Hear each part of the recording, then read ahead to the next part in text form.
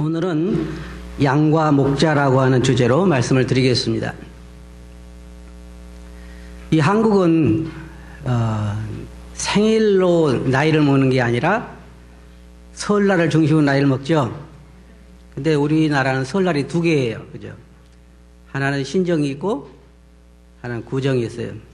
그래서 제가 올해 나이가 140살입니다.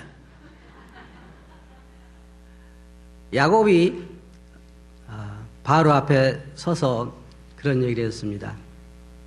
내 나이가 몇 살이냐 그러니까 130살이라고 이야기하면서 험악한 삶을 살았다 그랬습니다. 그러면서 또 한쪽으로 그는 말하기를 나의 남으로부터 나를 기르신 하나님 그리고 나를 나의 모든 환난에서 건지신 하나님이라고 이야기를 했습니다. 이 두 가지를 여러분 생각해 보시기 바랍니다. 제 삶을 돌이켜봐도 지난 140년 동안 참 어떻게 보면 험악한 삶을 살았어요. 그런데 반대편으로 생각하면 참 주님 안에서 행복한 삶을 살았습니다. 저는 이 말씀을 준비하면서 양과 목자에 대한 말씀을 준비하면서 그리스도인들의 신앙 삶에 대해서 양과 목자의 그 삶에 대해서 생각해 보았습니다. 우리 교회 보면 모두가 주님을 만나고 언제나 주님과 동행하며 나오죠.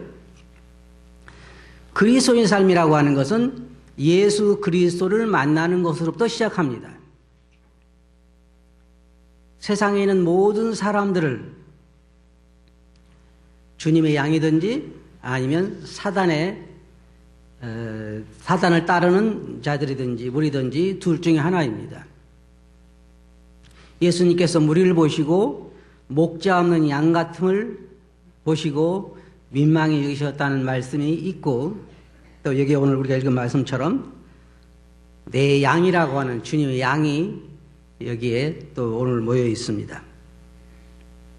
그런데 주님의 양이 되는 것은 그냥 되는 것이 아니라 예수 그리스도를 자신의 구세주로 영접한 사람들, 다시 말해서 예수님을 나의 목자로 영접한 사람들이 그리스도의 양이 되는 것입니다. 사람이 다 흑암 가운데 살기 때문에 성령께서 그 마음속에 빛을 비춰서 자기가 죄인인 걸 깨닫게 하고 자기 죄를 회개하고 예수 그리스도를 자신의 구세주로 십자가 위에서 자기의 모든 죄를 대신해 돌아가신 그 구세주로 받아들임과 동시에 그 안에 성령님이 임하시게 되는 것입니다. 그러면 이제 주님의 양이 되어서 그때부터 이 목자의 인도를 받는 거예요. 저는 이제 생각해 봤습니다. 신앙생활이라고 하는 것이 1년, 2년 하고 끝나는 것은 아닙니다. 저도 제가 쭉 이렇게 생각해 봤을 때 적어도 60년 가까이 제가 어릴 때 주님을 믿었기 때문에 60년 가까이 이 신앙생활을 해오고 있어요. 그런데 이 신앙생활을 하는 것이 항상 한결같지 않잖아요. 어떨 때는 아마 여러분도 주님의 사랑이 너무 감격스러워서 주님의 이 나에 대한 생각이 너무 감격스러워서 아마 눈물을 흘린 적도 있었을 것입니다. 여러분 한번 여기에 예수님을 믿은 지 몇 년도 되셨는지 모르지만 적어도 20, 30년 되신 분들이 많죠. 그러면 과거를 돌이켜보면 주님의 사랑이 너무 감사해서 주님의 은혜가 너무 고마워서 정말 주님 앞에서 눈물로 감사의 기도를 드린 적도 있잖아요. 맞아요? 그 없다면 뭔가 좀 수상하죠. 그런데 그런 것만 있으면 그리스도인의 신앙생활이 얼마나 신나요. 그죠? 신나잖아요. 그런데 어떨 때는 정말 하나님 앞에서 하나님 정말 나를 사랑하십니까? 나를 정말 내가 정말 하나님의 사랑을 받는 자입니까? 라는 그러한 불평을 할 때도 많이 있습니다. 이스라엘 백성들 보면요. 여러분 시편을 보시면 여러 얘기가 나옵니다. 하나님이 왜 주무십니까? 하나님 어찌하여 멀리 계십니까? 하나님 어찌하여 나를 버리셨나이까? 그런 기도들 있잖아요. 왜 그럴까요? 왜 그 이유가 뭘까요? 왜 어떨 때는 너무 감격스러워서 하나님 너무 고맙습니다 하고 감격의 눈물을 흘린가 하면 어떨 때는 하나님 도대체 어떻게 이럴 수가 있습니까? 라고 하나님 정말 나를 버리셨습니까? 라는 그런 고백을 해야 될까요? 무엇이 이것을 만들까요?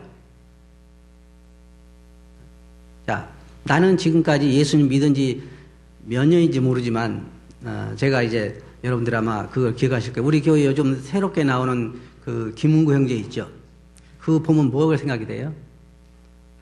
주님에 대한 그 이제 첫사랑이 있는 것 같은 걸 보잖아요. 그게 60년 동안 계속 가면 얼마나 좋겠어요. 그렇죠? 예. 근데 그게 어느 순간인가 이게 시들들기 시작해가지고 나중에는 하나님 나를 정말 사랑하십니까? 나중에 더 가면요. 내가 정말 믿는 사람이 옳을까? 맞는가? 이런 의심까지도 가게 되는 그런 데 빠지게 된단 말이에요. 왜 그럴까요? 이유가 뭐예요? 예수 그리스도를 자신의 구세주로 영접하고 나면 그 안에 성령님이 계시고 성령님이 계시면 그때부터 그 안에 그 영혼의 울부짖음이 뭐냐면 어떻게 하면 내 주님을 가까이 갈까 하는 그런 영혼의 갈증이 시작이 돼요. 맞아요? 이게 없으면 여러분 자신들 한번 돌이켜 봐야 돼요. 성경에 뭐라고 말했습니까? 그 안에 그리스도의 영이 없으면 그리스도의 사람이 아니라 그랬어요. 그리스도인은 만들어지는 게 아니고 그리스도인은 되어가는 게 아니에요. 어느 순간 예수 그리스도를 만나면서부터 시작되는 거예요. 그러면 그때부터 우리의 마음속에 뭐가 가장 중요하냐면 저는 이제 이번에 말씀 준비하면서 생각을 해봤어요. 이게 이제 명절이 되면요 성도님들이 막 선물도 주고 그래요. 좋죠. 내가 선물 받는 즐거움으로 사는가? 그럴 것 같아요? 그럴 것 같았으면 1년에 설이 한 5번, 6번 있었으면 좋겠어요. 그런데 그런 즐거움으로 그리는 사는 게 아니에요. 물질이 많아지면? 아니요. 절대로 그 안에 성령이 계신 사람은 그런 것으로 만족하지 않아요. 할 수가 없어요. 어떨 때 우리는 이런 얘기합니다. 이 교회에 나와서 성도들과의 교제가 좋고 사랑이 좋고 이거 참 좋은 거예요. 이거 필요해요. 그런데 그것만으로 절대로 그 영혼이 만족할 수 없습니다. 안 돼요. 이게 오래가질 않아요. 그럼 우리 마음속에 진정으로 원하는 게 뭐예요? 목자에 대한 인식입니다. 목자. 목자가 나와 가까이 계시다고 하는 걸 늘 내가 순간순간 인식하지 못하면 내 영혼이 만족이 없어요.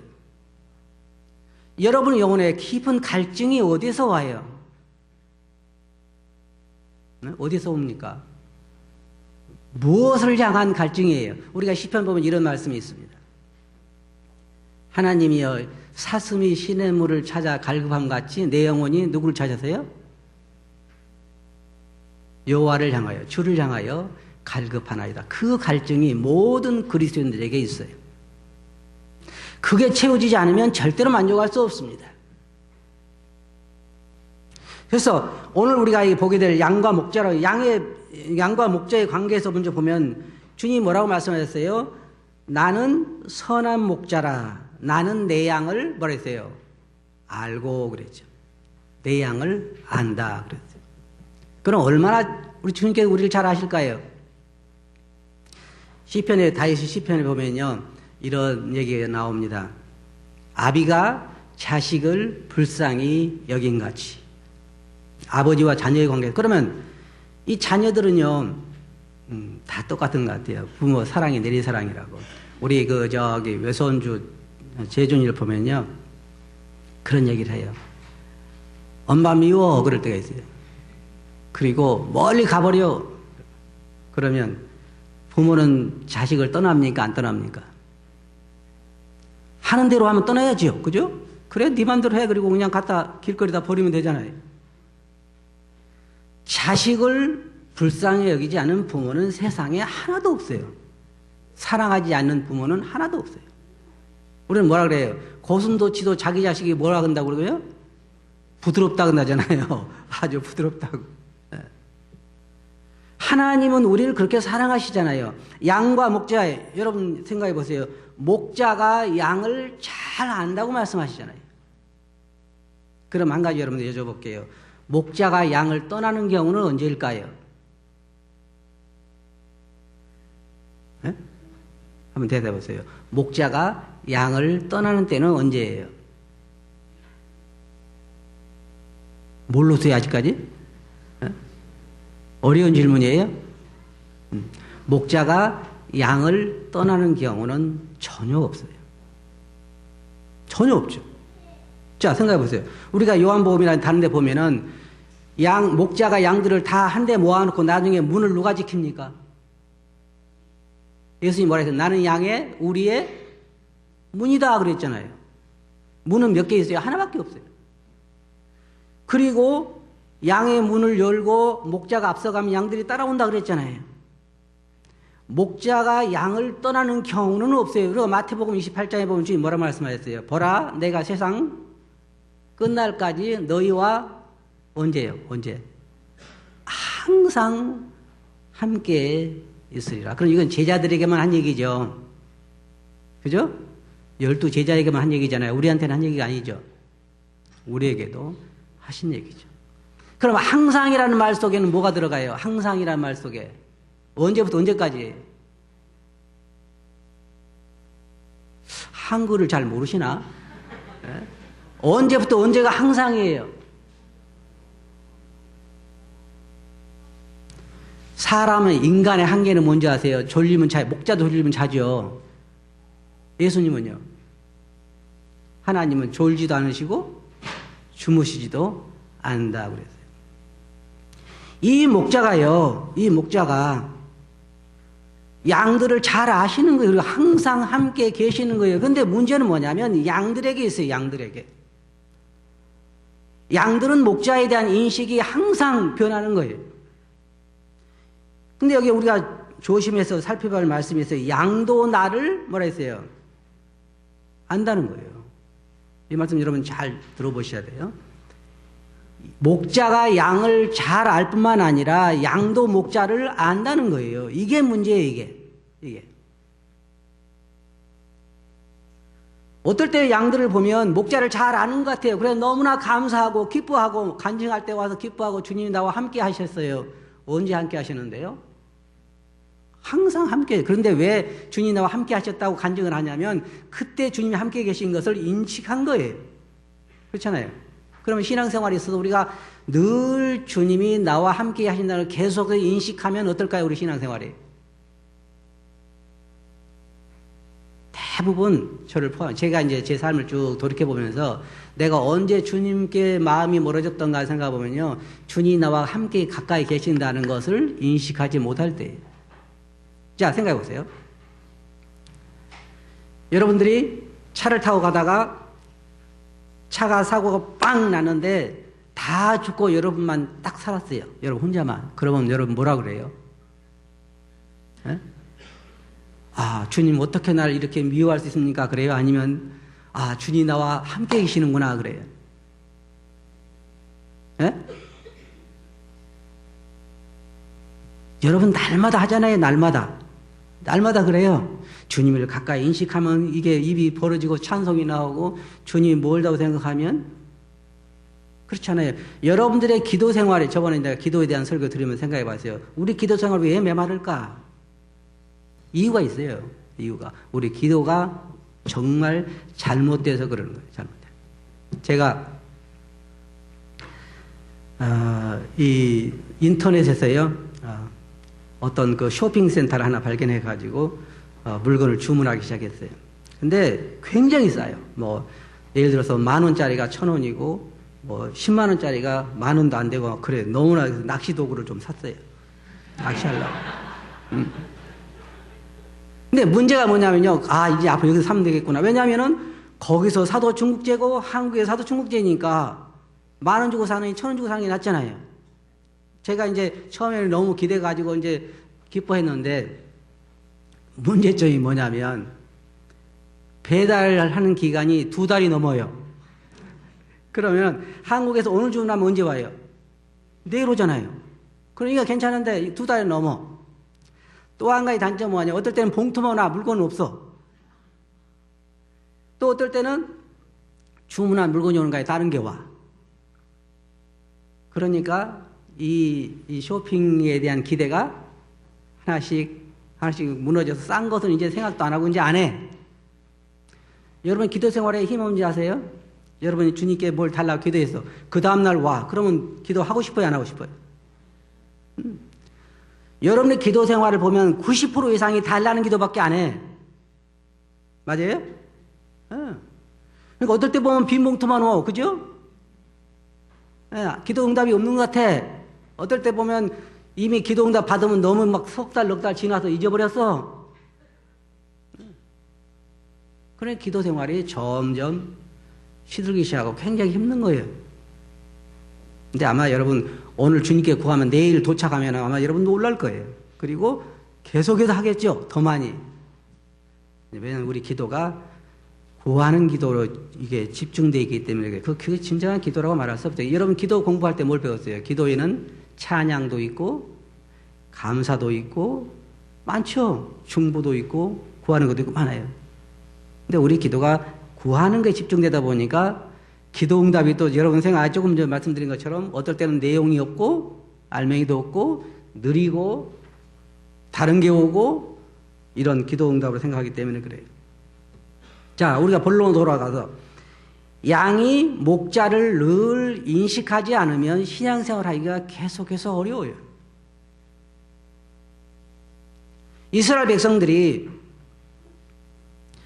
광야를 여행할 때 여러분 잘 보세요. 광야를 여행할 때 어느 때보다도 하나님께서 가장 가까이 이스라엘과 동행하셨어요.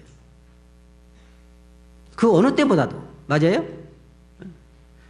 이스라엘 백성들이 가장 불평이 많을 때가 광야 시대예요. 이게 좀 아이러니하잖아요? 하나님이 가장 가까이 계시면서 동행하는데 불평은 가장 많았다. 왜 그럴까요? 그들은 하나님의 함께 계시면서 그들에게 베풀어 준 것에 대한 인식이 부족했잖아요. 왜 그런 줄 아세요? 기적도 가끔 일어나야지 자주 일어나면 어때요? 그냥 일상적인 게 되어버리는 거예요. 여러분 생각해 보세요. 그 광야에서 밤마다 불기둥이 비추는 거 기적이에요? 일상적인 거예요? 네? 그게 기적이 아니고 일상적인 거예요? 한번 광야에 가서 실험을 해보세요. 없어요, 불기둥이. 하나님이 계시기 때문에 그 불길, 전기도 없는데 불기둥을 켜고 밤마다 광야를 여행하는데 처음에는 놀랄지 모르지만 이게 일상화되면요, 아무것도 아닌 거예요, 그들에게. 처음에는 하나님 감사합니다. 예를 들어서 여러분 홍해를 이스라엘 백성이 건넜잖아요. 여러분 10개의 영화를 보면 뭐예요? 막 백성들이 감사하고 그러잖아요. 왜? 한 번 건넜기 때문에. 매일 건너면 전혀 그런 게 없겠죠. 일상화됐기 때문에. 또 바위에서 물이 나와서 그 많은 백성들이 먹는데 처음에는 놀랬겠죠. 그런데 이게 40년 가면 어때요?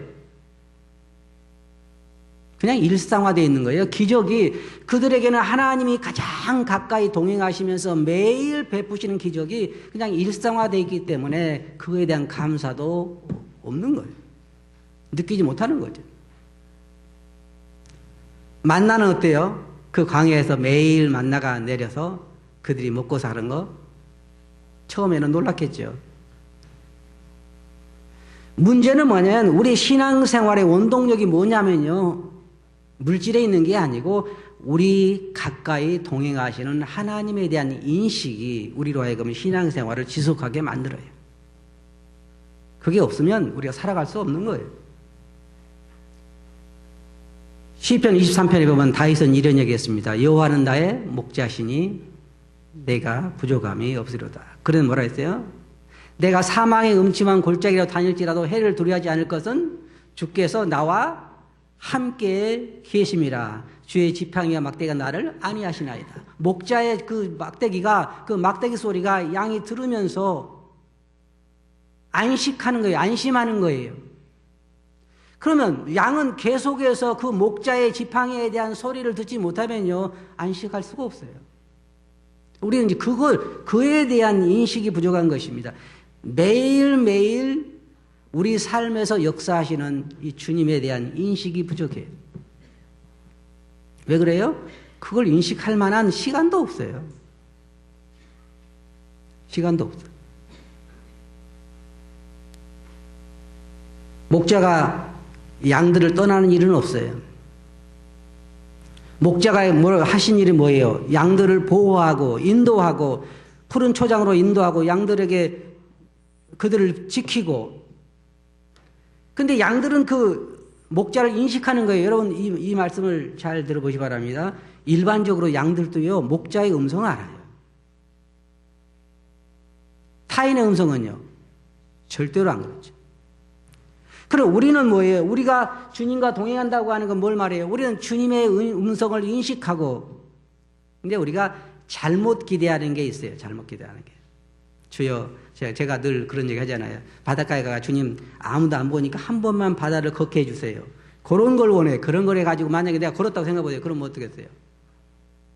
아무도 안 보는데 내가 바다 물을 한번 걸었어요. 그러면 너무너무 기쁘겠죠? 야, 드디어 뭐 때문에 기뻐요? 바다를 걸어서? 아니요. 주님이 나와 함께 하시고 내 기도를 들으셨구나. 근데 그게 몇 년 갈 것 같아요? 그게 몇 년 갈 것 같아요? 그러게요. 몇 년 못 갈 것 같아요. 그래서 여러분들은 그 아래 여러분 마음속에 늘 갈증이 있을 거예요. 믿는 사람이라고 하면 갈증이 있을 거예요. 그 갈증의 근원이 어디서 오냐면 다른 데서 오는 게 아니에요. 교회에서 내 마음을 통할 사람이 없어서 오는 것도 아니고, 가장 근본적인 것은 주님을 내 마음속에 늘 인식하고자 하는, 주님 가까이 있고자 하는 그러한 이 갈증을 주님으로 더불어 채워지지 않으면, 목자의 손길을 내가 항상 느끼지 못하면 이 신앙의 긴 여정을 우리가 같이 갈 수가 없어요. 사도 바울은 어떻게 그 어려운 길을 갔을까요? 사도 바울이 이렇게 이야기합니다. 로마서에서. 하나님이 만드신 만물에 하나님의 계심이 분명히 보여 알게 되나니 그러므로 아무도 핑계치 못할지니라. 자, 그럼 예를 들어 생각해 봅시다. 사도 바울이 지금 밖을 이렇게 내다봐요. 그럼 뭐가 보일까요? 하나님의 손길과 하나님의 역사가 눈에 보이기 때문에 자연적으로 그 마음이 어디로 향할까요? 주님에게로 향하죠. 여러분이 예를 들어서 바닷가에 나가서 혹은 멋있는 경치를 본다고 해봅시다. 그럼 뭘 생각하시죠? 아, 참 아름답구나. 바다가 참 멋있네. 거기서 그치죠? 그럼 그 너머에 뭘 봐야 돼요? 창조주를 볼 수 있어야죠. 여러분 영혼이 갈증이 창조주에 된 거예요. 자연에 된 게 아니에요. 나무가 얼마나 키가 크냐, 얼마나 큰 나무냐, 얼마나 경치가 멋이냐, 거기에 여러분들이 갈증이 있는 게 아니라 그것을 만드신 하나님의 손길에 대한 갈증을 여러분 영혼이 가지고 있단 말이에요. 목자에 대한 갈증. 항상 양들은 목자에 대한 갈증을 가지고 있어요. 그것이 충족되면 이 신앙의 여정은 아무런 변화가 있을 수 없어요. 여러분 한 가지 분명히 하셔야 할 게 있어요. 사람은 인간의 육체를 가지고 이 땅에 태어난 이상 믿는 사람이든지 안 믿는 사람이든지 쉬운 삶을 살 수 없어요. 맞아요? 왜 그래요? 주님께서 분명히 말씀하셨죠. 세상이 나를 미워했은즉 너희도 미워하리라. 우리는 특별히 예수 그리스도를 믿는 사람들은 이 안에 성령이 거하시면서 성령의 소욕이 있기 때문에 그 순간부터 우리는 육체의 소욕과 싸움이 시작되기 때문에 우리가 주님께 가까이 나갈수록 이 싸움은 치열해져요. 사도 바울 뭐라 했어요? 오호라 나는 공고한 사람이라다. 누가 이 사망의 몸에서, 누구를 말하는 거예요 지금?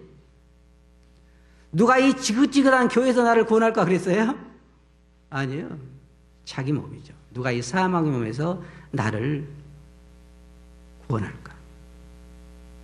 자, 여러분들 한 가지 질문해 볼게요. 여러분 사도 바울처럼 이렇게 치열하게 매일 여러분 몸과 여러분 육체의 소욕과 영혼의 소욕에 싸웁니까? 네? 아무도 대답 안 하시네요. 싸움하는 사람 별로 없나 봐요, 이게. 정상적인 그리스도인이라면요, 매일 육체의 소욕과 성령의 소욕 사이에서 힘든 거예요, 힘들어. 그러면서 뭐라 해서, 오라 나는 공고한지라 누가 이 사망의 몸에서 나를 건져내랴. 그래서 주님께서는 한 번도 우리 그리스도인 삶이 쉬울 거라고 말씀하지 않으셨어요. 많은 기독교인들이 잘못 오해하고 있어서 예수 그리스도만 믿으면 장사도 잘 되고 사업도 잘 되고 뭐 직장도 좋은 데 들어가고 공부도 더 잘하고 다 물론 열심히 해야 되지만 그것이 정상적인 건 아니에요. 더 많은 어려움 가운데 빠지게 됩니다. 그러나 우리의 삶이 즐겁고 기쁜 것은 사도 바울이 말한 것처럼 고난이 내게 넘친 것처럼 그리스도로 말미암은 위로도 넘치는도다. 그래서 야곱이 그렇게 고백한 거예요. 내가 130년 동안 살았는데 정말로 험악한 삶을 살았다.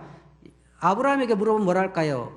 어떤 삶을 살았다고 말할까요? 아브라함도 아마 험악한 삶을 살았다고 말할 거예요. 그러나 한편으로 뭐라고 말했어요? 나의 나무로부터 나를 기르신 하나님, 나를 나의 모든 환난에서 건지신 하나님, 이 두 가지가 병행하는 거예요. 여러분, 그리스도인 삶이라고 하는 것은. 영적인 즐거움과 육적인 고통이 함께 가는 거잖아요. 이게 그리스도인의 삶인 거예요.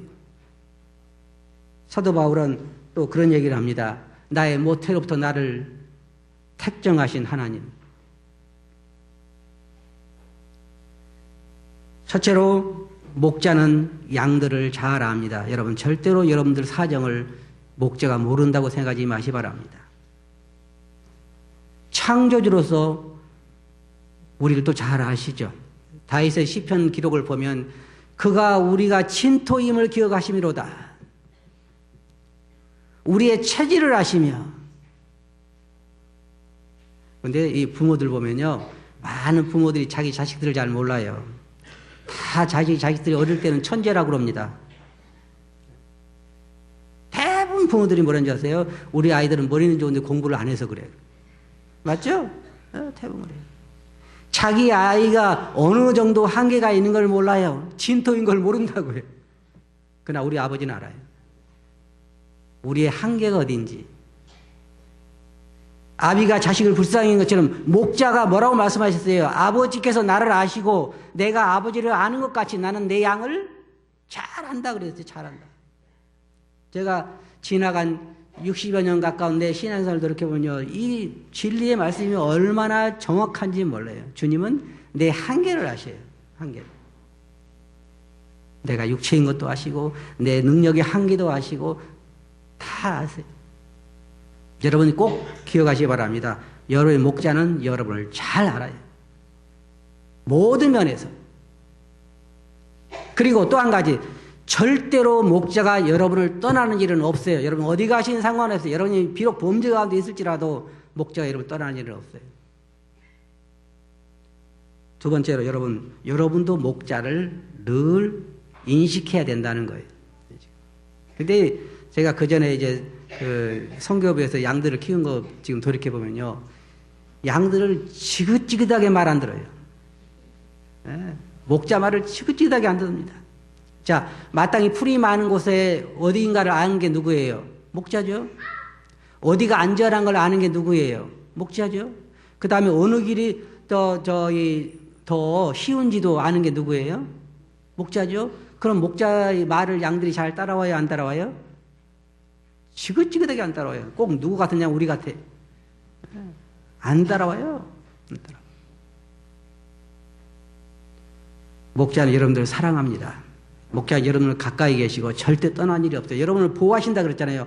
너희를 주신 아버지는 만유보다 크심에 아무도 너희를 아버지 손에서 뺏을 자가 없다고 말씀하죠. 여기 우리가 본문 말씀도 보면 뭐라 그랬어요? 아버지 손에서 빼앗을 자가 없으리라 그랬습니다. 10절, 28절에 뭐라고 말했어요? 내가 그들에게 영생을 주노니 영원히 멸망하지 아니할 것이요. 또 그들을 뭐라 했어요? 내 손에서 빼앗을 자가 없으리라.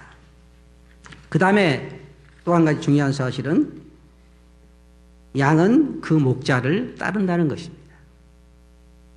내 양은 내 음성을 들으며 나는 저희를 알고 저희는 나를 따른다. 주를 따르지 않은 양은 주님의 양이 아닌 것입니다. 너희가 내 양이 아니므로 내 말을 듣지 않는다 그랬어요. 주님의 양들은 주님의 음성을 듣고 그를 따라갑니다. 그게 다른 거예요. 그게 다른 거예요. 교회 안에는 가끔가다 양이 아닌 이리가 들어올 때도 있습니다. 여러분 아시죠? 그런데 그냥 이리로 들어온 게 아니라 양의 옷을 입고 들어옵니다. 그러니까 양인지 일인지 분간하기가 힘들어요. 그럼 어떻게 할 수 있을까요? 목자를 따르면, 목자의 음성을 알고 목자를 따르면 그 목자의 양인 것입니다. 따르지 않으면 양이 아니죠. 그래서 양은 그 목자의 음성을 듣고 그를 따라간다는 거예요. 여러분 성도를 보시면 목자를 따라가는 양인가 아닌가를 알 수 있어요. 그때 우리는 그 주님의 양인 것을 알 수 있는 것입니다. 그리고 여기에 말씀 보면 목자는 그 양들을 보호하고 인도합니다. 이것이 우리가 목자 양 사이에서 볼 수 있는 것입니다. 신앙생활을 하루 이틀 하고 끝낸다 얼마나 좋겠어요. 여러분 흔히 우리가 말하는 게 뭡니까? 인생을 어떻게 살고 싶냐면 짧고 굵게 살고 싶다 그러죠. 신앙생활도 그렇게 하면 얼마나 좋겠어요. 주님께서 한 달만 딱 주신다 그러면 한 달 동안 열심히 나가 전도도 하고 매일 산에서 기도하고 막 열심히 살다 갈 수 있겠죠. 근데 이게 한두 달 되는 것이 아니라 10년, 20년, 30년, 50년 어떤 사람들이 60, 70년 동안 지속해서 달리는 것입니다. 그 신앙생활의 원동력의 핵심은 뭐가라고요? 목자를 내가 얼마나 가까이 인식하느냐에 달려있다는 거예요. 그럼 어떻게 하면 우리가 목자를 가까이 인식할 수 있을까요? 이스라엘 백성들이 광야를 여행한 동안에 어떻게 하면 하나님을 의식할 수 있을까요? 우리는 보통 하나님에 대한 인식을 뭘 기대하냐면요. 그 음성을 듣거나 어떤 이적이 일어나거나 어떤 걸 통해서 인식하기를 원합니다. 주님 저를 제자일 때 그랬잖아요. 아버지를 우리에게 한번 보여주소서. 이게 우리들의 생각이에요. 그러나 우리가 성경에 보면 이스라엘 백성들이 불을 통해서도 물을 통해서도 만나를 통해서 하나님의 살아계심을 인식할 수 있듯이 우리 주위에서도 우리가 매일매일 하나님을 인식할 수 있어요. 우리는 매일매일 운전도 하고 매일매일 직장생활도 하고 매일매일 수없이 많은 일을 하는데 날마다 목자의 보호 없이는 불가능한 일들입니다. 그리고 생각해 보세요. 지금 이 세상은 누가 지배하고 있어요? 사탄이 여러분을 지금 이 세상의 안 믿는 사람을 지배하고 있잖아요. 이 세상 임금이 사탄이잖아요. 그러면 우리가 지금 오늘날까지 살아있다는 걸 뭘 의미합니까? 하나님의 보호하심을 생각할 수 있잖아요. 자, 그럼 어떻게 하면 내가 하나님을, 내 목자를 잘 인식할 수 있을까요? 조용한 시간이 필요해요. 저는 이게 참 쉽지 않아요. 어떨 때 여러분 생각해 보세요. 어떨 때는 운전하면서도 이게 주님에 대한 왜 그러냐면 우리 마음이요. 조용한 가운데 우리 영혼의 마음이 열리도록 만드는 게 참 쉽지 않습니다. 물론 책을 읽을 수도 있고 뭐 다른 거 할 수 있지만은 이 시간 내 마음문을 열어놓고 주님에게 내 마음을 쏟아놓고 주님의 이 목자에 대한 인식을 우리가 한다는 건 할 수 있어요. 자, 생각해 보세요. 여러분들에게 질문을 해볼게요. 우상을 섬기는 사람들은 부처상이라든지 아니면 어떤 우상이든지 수천 번 절을 하고 한다 할지라도 그들의 살아있음을 접할 수 없어요. 왜? 살아있지 않으니까. 그들이 정신이 약간 돌아가지고 뭐 눈을 떴다 감았다 이렇게 할 수는 있어도 실제로는 안 돼요. 그러나 신앙생활하는 수많은 사람들이 증명하는 건 뭐예요? 하나님의 살아계심을 인식하고 인지하잖아요. 왜? 살아있으니까. 주님이 말씀하셨으니까. 그게 필요한 거예요. 그렇게 하려면요. 가장 중요한 것은 물론 어떨 때는 설교를 들으면서도 우리가 생각할 수 있고 어떨 때는 뭐 구하면서도 할 수 있지만 가장 중요한 건요. 단둘이 주님과 여러분 단둘이 조용히 앉아서 그 시간은 제발 청구서 제출하지 마세요. 청구서 뭐 냉장고도 필요하고 뭐 그런 거 하지 말고 그냥 여기 우리 이제 주님 솔직하게 단둘이 우리 마음 터놓고 이야기해 봅시다. 그렇게 그 조용한 시간에 여러분 마음속에 하고 싶은 얘기를 다 주님에게 하면 돼요. 그리고 기다려 보세요.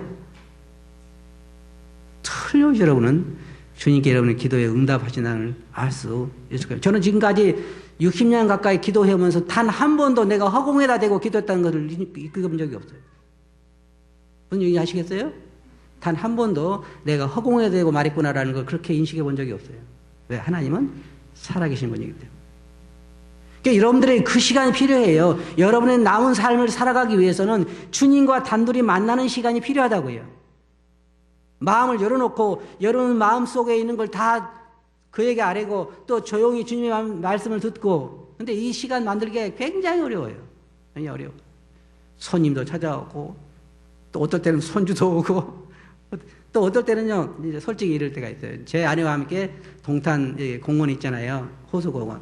같이 하고 이제 저는 이제 어떨 때는 조용히 걸으면서도 이야기를 많이 하거든요, 주님하고. 근데 또 아내가 옆에서 계속 말을 걸어오면은 예, 어려워요. 아내에게는 또 뭐예요? 모처럼 남편하고 같이 그 공원을 걸으니까 이야기하고 싶겠죠. 내 마음은 이제 주님하고 이야기하고 싶어서 조용히 하면 당신 먼저 가, 그러고 가면 또 안 가, 또. 그 조용한 시간 만나기가 굉장히 어려워요. 그래서 저는 그 전에 비금했을 때 그 조용한 바닷가에 혼자 걸을 때가 저번에 제가 한번 갔다 온 적이 있는데 너무 좋은 것 같아요. 그러잖아요. 아무도 없는 바닷가, 조용히 그냥 주님만 이야기할 수 있는 거. 여러분들 그런 시간이 필요하다고요. 아내와 함께 호수공원을 갈 때도 필요하지만 아내 없이 혼자 거닐면서 조용히 주님과 대화하는 이런 주님과 매일 만나는 시간이 없으면요, 여러분 이 오랜 시간 동안 신앙생활 하는 것은 원동력이 없습니다. 이 주님과 만나는 조용한 동행의 시간이 없으면요, 신앙생활은 종교생활로 빠져버립니다. 분명히 아시겠어요? 종교생활이 뭐예요? 주일날 교회 오고 만찬 예배 참석하고 설교 듣고 애찬 나누고 집에 가고 또 다시 이게 반복되잖아요. 그러면 이게 하나의 종교생활에 흘러버려요. 우리 그리스도인 삶은 그게 아니에요. 살아계신 주님과 날마다 동행하는 삶이에요. 양이 매일매일 양들을 인도하고 양은 매일매일 목자를 인식하면서 살아가는 삶이 그리스도인 삶이란 말이에요. 그게 없이는 신앙생활에 재미가 없어요. 맞아요? 잠시 기도해서 돈이 생겨서 기빨증으로 이거 오래 가지 않아요. 직장 생활하는 거, 좋은 학교에 들어가는 거, 저는 처음에 입학할 때는 막 뛸 듯이 주님 찬양하지만 몇 년 안 가서, 몇 년이 뭐예요? 몇 달 안 가서 그냥 다시 옛날로 돌아가죠. 그거 신앙생활 아니에요. 마지막으로 결론적으로 말씀드리면 진정한 신앙의 원동력, 신앙생활은 날마다 우리 목자를 인식하고 우리 일생을 살아가는, 삶을 살아가는 게 그게 신앙생활이에요. 맞아요? 그렇다면 여러분 꼭 아무도 방해받지 않는 조용한 시간을 찾아서 골방에 들어가서 혹은 바닷가에 가서 혹은 산에 가서 혹은 어디 가든지 단둘이 주님과 만나는 시간이 필요해요. 절대로 청구서 가지고 가지 마세요. 청구서는요, 길 가면서 할 수 있잖아요. 주님 차 사주세요. 할 수 있죠? 주님 뭐 사주 할 수 있어요. 청구서 거기 가져가지 말고 그 시간은 오히려 주님과 나 사이에 마음을 열어놓고 조용히 대화하는 시간이 필요해요. 그러면 여러분 틀림없이 여러분 목자가 여러분 가까이 있다는 걸 인식하게 될 거예요. 그러면 우리 영혼의 기쁨이 솟아나요. 그런 시간을 이 새해에는 여러분 꼭 갖기 바랍니다. 아시겠어요? 그래 하시겠어요? 기도합시다.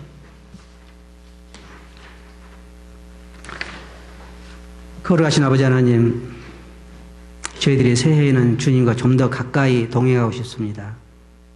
아무것도 방해받지 않는 곳에서 주님과 대화를 나누고 주님에게 받은 그 위로로서 우리가 위로하고 주님에게 받은 그 힘으로써 저희들이 또 삶을 사는 주님과 동행하는 저희 참 목자 되신 주님과 함께 주님의 인도하심을 인식하고 주님의 보호하심을 인식하며 사는 그런 한 해가 되기를 원합니다. 주께서 저를 도와주시옵소서. 예수님 이름으로 기도하옵나이다. 아멘.